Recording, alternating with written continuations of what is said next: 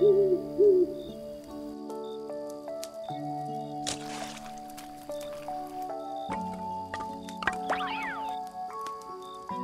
Nuuska Muikkunen!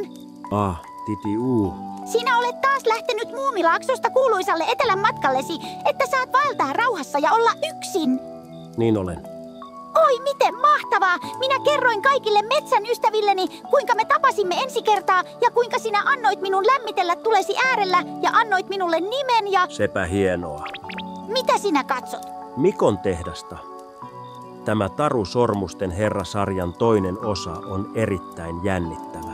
Minä luulin, että sinä vältät sosiaalista mediaa ja internettiä. Niin vältänkin, tässä laitteessa ei ole nettiä.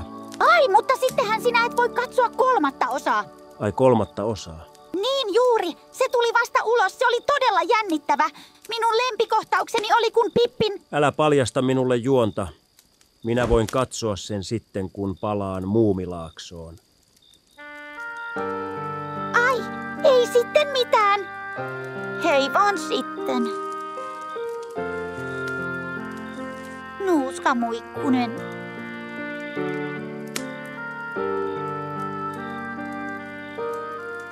Hei Titi U.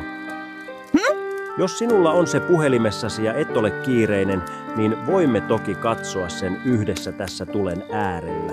Joo! Minulla on uusi iso puhelin, voin kääntää näytön, että näemme molemmat. Joo.